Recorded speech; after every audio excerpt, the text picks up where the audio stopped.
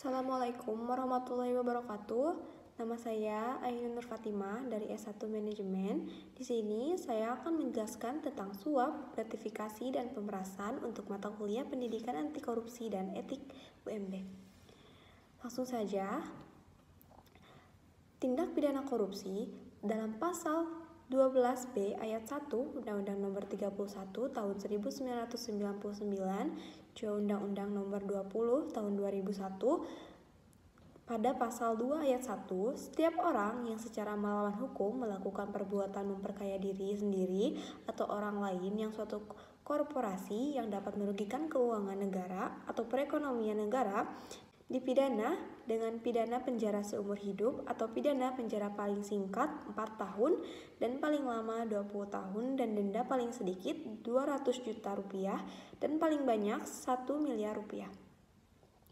Selanjutnya dalam pasal 3 berbunyi setiap orang yang secara melawan hukum, setiap orang yang dengan tujuan menguntungkan diri sendiri atau orang lain atau suatu korporasi menyalahgunakan kewenangan, kesempatan, atau sarana yang ada padanya karena jabatan atau kedudukan yang dapat merugikan keuangan negara atau perekonomian negara dipidana dengan pidana penjara seumur hidup atau pidana penjara paling singkat 1 tahun dan paling lama 20 tahun dan atau denda paling sedikit 50 juta rupiah dan paling banyak 1 miliar rupiah.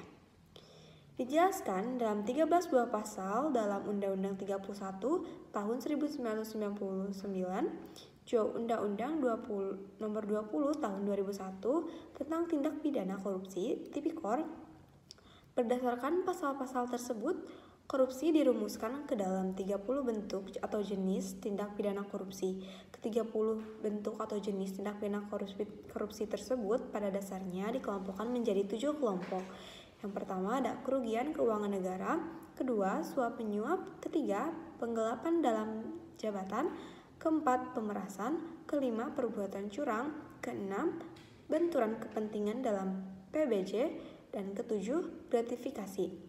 Di sini saya akan menjelaskan hanya 3 dari 7 kelompok di atas, yaitu hanya suap, gratifikasi, dan pemerasan. Adapun suap itu transaksional, ada meeting of mind, lalu gratifikasi tidak ada meeting of mind, tidak perlu transaksional, niat jahat belum ada saat penerimaan namun ada jika tidak dilaporkan selama 30 hari kerja, dan untuk pemerasan meminta dengan paksaan. Sini saya menjelaskan satu persatu. Untuk suap, sebuah perbuatan kriminal melibatkan sejumlah pemberian kepada seseorang. Penerima pemberian mengubah perilakunya bertentangan dengan tugas dan tanggung jawabnya.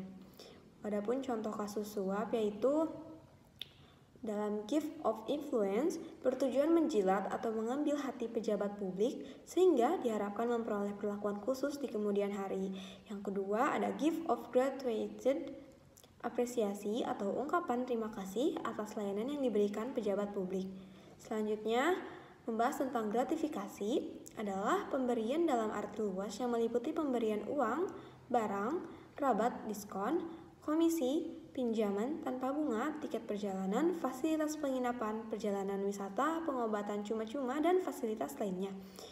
Adapun contoh kasus gratifikasi yaitu yang pertama, pembiayaan kunjungan kerja lembaga legislatif karena hal ini dapat mempengaruhi legislasi dan implementasinya oleh eksekutif.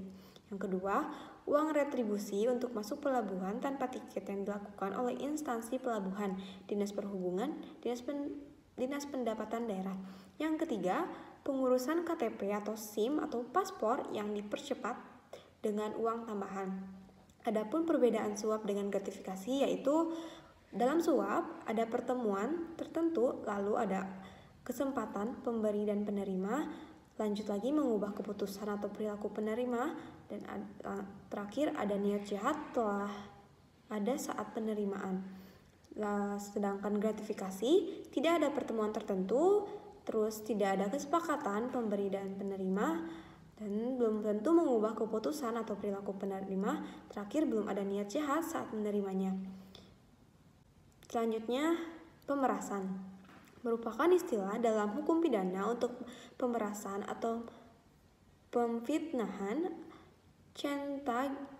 chantage diartikan sebagai memeras dengan memaksa orang menyerahkan barang atau uang dan sebagainya dengan ancaman, antara lain membuka rahasia yang dapat memburukkan namanya di muka umum. Adapun contoh kasus pemerasan yaitu bentuk tindakan sosial ini terjadi dengan pemaksaan seseorang memberikan sesuatu, membayar atau menerima pembayaran dengan potongan, atau untuk mengerjakan sesuatu bagi dirinya sendiri. Oleh karena itu itulah untuk contoh pemerasan ini, seperti pungli.